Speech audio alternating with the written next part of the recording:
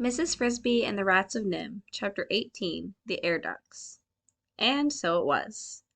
By teaching us to read, they had taught us how to get away. Justin climbed easily up the open door of his cage and vanished over the top with a flick of his tail. He came back an hour later, greatly excited and full of information. Yet it was typical of Justin that even as excited as he stayed calm, he thought clearly. He climbed down the front of my cage rather than his own, and spoke softly. We both assumed that by now the other rats were asleep. "Nicodemus, come on out. I'll show you how." He directed me as I reached through the wire bars of the door and felt beneath it. I found the small metal knob, slid it forward and sideways, and felt the door swing loose against my shoulder. I followed him up the side of the cage to the shelf above. There we stopped. It was the first time I had met Justin face to face. He said, "It's better talking here than around that partition." "Yes." "Did you get down?" "Yes." "How did you get back up?" "At the end of this shelf there's a big cabinet. They keep the mouse cages in it. It has wire mesh doors. You can climb up and down them like a ladder." "Of course," I said. "I remember now." I had seen that cabinet many times and my cage was carried past it. For some reason, perhaps because they were smaller, the mice were kept in cages within a cage. Justin said, "Nicodemus, I think I found the way to get out." "You have? How?" At each end of the room there's an opening in the baseboard at the bottom of the wall. Air blows through one of them and out the other. Each one has a metal grid covering it, and on the grid there's a sign that says, "Lift to adjust airflow." I lifted one of them. It hangs on hinges like a trap door. Behind it, there's a thing like a metal window. When you slide it open, more air blows in. But the main thing is, it's easily big enough to walk through and get out. "But what's on the other side? Where does it lead?" "On the other side there's a duct, a thing like a square metal pipe built right into the wall. I walked along it, not very far, but I can figure out where it must go. There's bound to be a duct like it leading to every room in the building, and they must all branch off one main central pipe, and that one has to lead somewhere to the outside. Because that's where our air comes from. That's why they never open the windows. I don't think those windows can open." He was right, of course. The building had central air conditioning. What we had to do was find the main air shaft and explore it. There'd have to be an intake at one end and an outlet at the other. That was easier said than done, and before it was done there were questions to be answered. What about the rest of the rats? There were 20 of us in the laboratory, and we had to let the others know. So one by one we woke them and showed them how to open their cages. It was an odd assembly that gathered that night, under the dimmed lights in the echoing laboratory, on the shelf where Justin and I had talked. We all knew each other in a way, from the passing of messages over the preceding months. Yet except for Jenner and me, none of us had ever really met. We were strangers, though, as you can imagine, it did not take us long for us to develop a feeling of comradeship. For we 20 were alone in a strange world. Just how alone and how strange, none of us really understood at first. Yet in a way we sensed it from the beginning. The group looked to me as leader, probably because it was Justin and I who had first set them free, and because Justin was obviously younger than I. We did not attempt to leave that night, but went together and looked at the metal grid Justin had discovered, and made plans for exploring the air ducts. Jenner was astute at that sort of thing. He could foresee problems.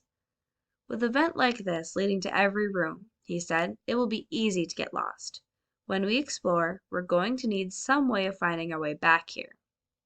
"Why should we come back?" someone asked. "Because it may take more than one night to find the way out. If it does, whoever is doing the exploring must be back in his cage by morning. Otherwise, Dr. Schultz will find out." Jenner was right. It took us about a week. What we did, after some discussion, was to find some equipment. First, a large spool of thread in one of the cabinets where some of us had seen Julie place it one day. Second, a screwdriver that was kept on a shelf near the electric equipment, because as Jenner pointed out, there would be probably a screen over at the end of the air shaft to keep out debris, and we might have to pry it loose. What we really needed was a light, for the ducts at night were completely dark. But there was none to be had, not even a box of matches. The thread and screwdriver we hid in the duct a few feet from the entrance. We could only hope they would not be missed, or that if they were, we wouldn't be suspected. Justin and two others were chosen as the exploration party. One of the others was Arthur, whom you've met. They had a terrible time at first. Here was a maze to end all mazes, and in the dark they quickly lost their sense of direction. Still, they kept at it, night after night, exploring the network of shafts that laced like a cubical spiderweb through the walls and ceilings of the building. They would tie the end of their thread to the grid on the laboratory and unroll it from the spool as they went. Time and time again, they reached the end of the thread and had to come back. "It just isn't long enough," Justin would complain. "Every time I come to the end, I think, if I could just go 10 feet farther." And finally, that's what he did. On the 7th night, just as the thread ran out, he and the other two reached a shaft that was wider than any they had found before, and it seemed, as they walked along it, to be slanting gently upward. But the spool was empty. "You wait here," Justin said to the others. "I'm going just a little way farther. Hang on to the spool, and if I call back." They had tied the end of the thread around the spool so they would not lose it in the dark. Justin had a hunch. The air coming through the shaft had a fresher smell where they were, and seemed to be blowing harder than in the other shafts.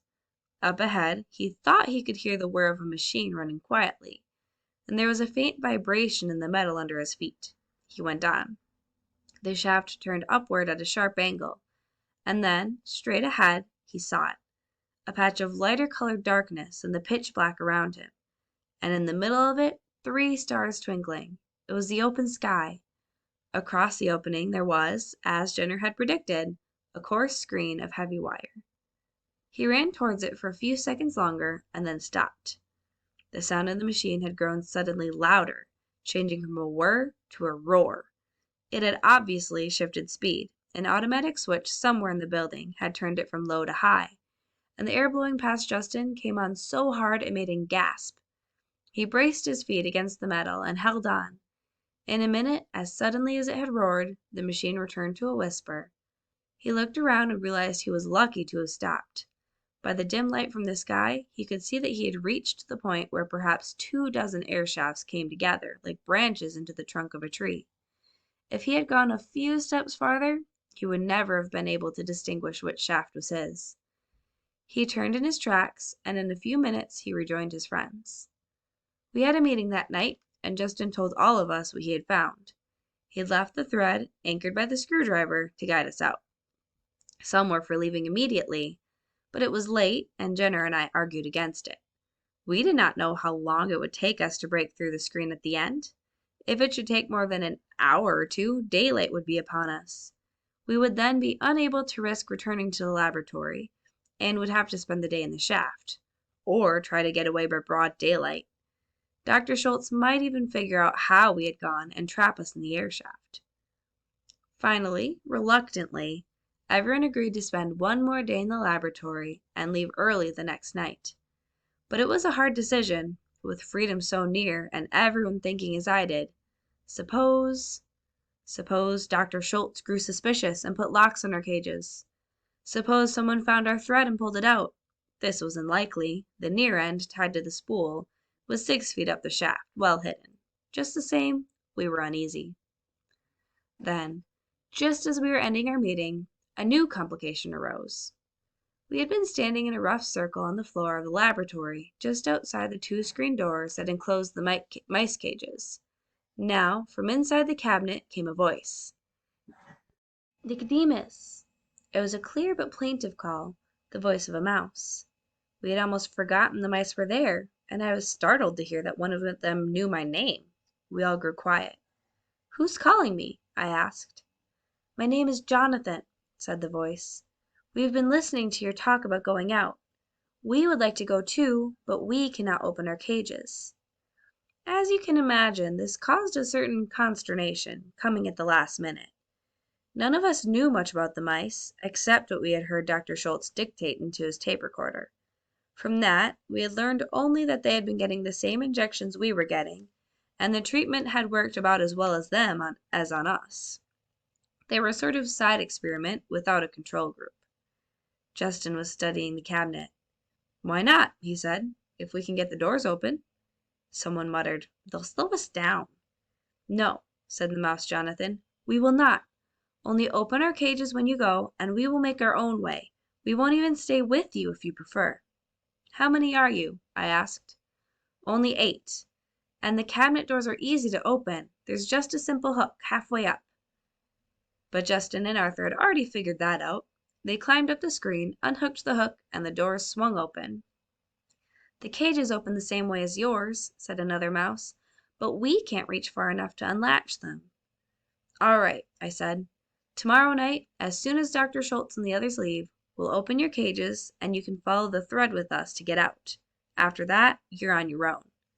"Agreed," said Jonathan, "and thank you." "And now," I said, "we should all get back to the cages. Justin, please hook the doors again." I had latched myself into my cage and was getting ready for sleep when I heard a scratching noise on the door, and there was Jenner climbing down from above. "Nicodemus," he said, "can I come in?" "Of course, but it's getting towards morning." "I won't stay long." He unlatched the door and entered. "There's something we've got to decide." "I know," I said. "I've been thinking about it too. When we do get out, where are we going to go?" I could not see Jenner's face in the dark of the cage, but I knew from his voice that he was worrying. I said, "At first I thought, home, of course, but then, when I began remembering, I realized that won't work. We could find the way, I suppose, now that we can read, but if we did, what then?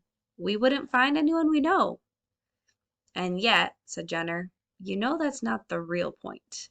"No. The real point is this. We don't know where to go because we don't know what we are. Do you want to go back living in a sewer pipe and eating other people's garbage? Because that's what rats do. But the fact is, we aren't rats anymore. We're something Dr. Schultz has made. Something new. Dr. Schultz says our intelligence has increased more than 1,000%. I suspect he's underestimated. I think we're probably as intelligent as he is, maybe more. We can read, and with a little practice, we'll be able to write too. I mean to do both. I think we can learn to do anything we want. But where do we do it? Where does a group of civilized rats fit in?" "I don't know," I said. "We're going to have to find out. It won't be easy, but even so, the first step must be to get out of here. We're lucky to have a chance, but it won't last. We're a jump ahead of Dr. Schultz. If he knew what we know, he wouldn't leave us alone in here another night, and he's sure to find out soon." "Another thing to worry about," said Jenner. "If we do get away, when he finds we're gone, won't he figure out how we did it? And won't he realize that we must have learned to read?" "Probably. And then what? What will happen when he announces that there's a group of civilized rats roaming loose? Rats that can read and think and figure things out?" I said, "Let's wait until we're free before we worry about that." But Jenner was right. It was a thing to worry about, and maybe it still is. The next day was terrible. I kept expecting to hear Dr. Schultz say, "Who took my screwdriver?" and then to hear Julie add, "My thread is missing too." That could have happened and set them to thinking, but it didn't. And that night, an hour after Julie, George, and Dr. Schultz left the laboratory, we were out of our cages and gathered, the whole group of us, before the mouse cabinet. Justin opened its doors, unlatched their cages, and the mice came out. They looked very small and frightened, but one strode bravely forward. "You are Nicodemus?" he said to me. "I'm Jonathan. Thank you for taking us out with you." "We're not out yet," I said, "but you're welcome." We had no time for chatting. The light coming in from the windows was turning gray. In less than an hour it would be dark, and we would need light to figure out how to open the screen at the end of the shaft. We went to the opening in the baseboard. "Justin," I said, "take the lead. Roll up the thread as you go. I'll bring up the rear. No noise. There's sure to be somebody awake somewhere in the building. We don't want them to hear us." I did not want to leave the thread where it might be found. The more I thought about it, the more I felt sure Dr. Schultz would try to track us down, for quite a few reasons. Justin lifted the grid, pushed open the sliding panel, and one by one we went through. As I watched the others go ahead of me, I noticed for the first time that one of the mice was white. Then I went in myself, closing the grid behind me and pushing the panel half shut again, its normal position. With Justin leading the way, we moved through the dark passage quickly and easily. In only 15 or 20 minutes, we had reached the end of the thread. Then, as Justin had told us it would, the shaft widened. We could hear the whir of the machine ahead, and almost immediately we saw a square of gray daylight. We reached the end of the shaft, and there a terrible thing happened. Justin, you will recall, had told us that the machine, the pump that pulled air through the shaft, had switched from low speed to high when he had first explored through there, so we were forewarned. The trouble was, the forewarning was no use at all, not so far as the mice were concerned. We were approaching the lighted square of the opening when the roar began. The blast of air came like a sudden whistling gale. It took my breath and flattened my ears against my head, and I closed my eyes instinctively. I was still in the rear, and when I opened my eyes again, I saw one of the mice sliding past me, clawing uselessly with his small nails at the smooth metal beneath him. Another followed him, and still another, as one by one they were blown backward into the dark maze of tunnels we had just left. I braced myself in the corner of the shaft and grabbed at one as he slid by. It was the white mouse. I caught him by one leg, pulled him around behind me, and held on. Another blew face on into the rod ahead of me and stopped there. It was Jonathan, who had been near the lead. But the rest were lost, 6 in all. They were simply too light. They blew away like dead leaves, and we never saw them again. In another minute the roar stopped. The rush of air slowed from a gale to a breeze, and we were able to go forward again. I said to the white mouse, "You'd better hold on to me. That might happen again." He looked at me in dismay. "But what about the others? 6 are lost. I've got to go back and look for them." Jonathan quickly joined him. "I'll go with you." "No," I said. "That would be useless and foolish. You have no idea which shaft they are blown into, nor even if they all went the same way.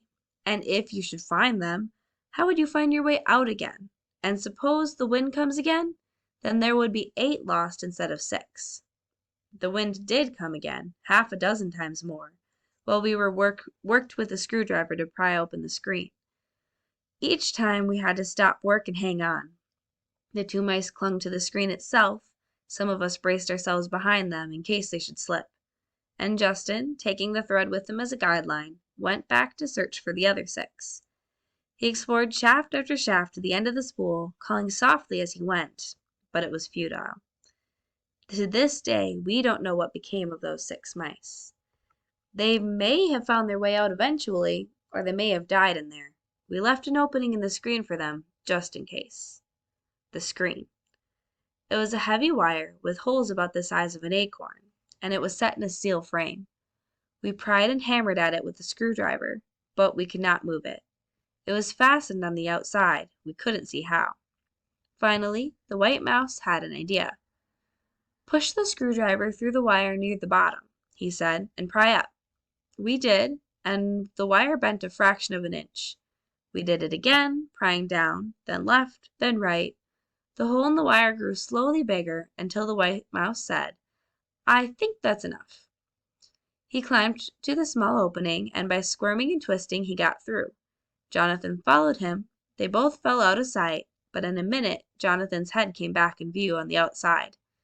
"It's a sliding bolt," he said. "We're working on it." Inside we could hear the faint rasping as the 2 mice tugged on the bolt handle, working it back. Then the crack at the base of the screen widened, we pushed it open, and we were standing on the roof of NIM, free.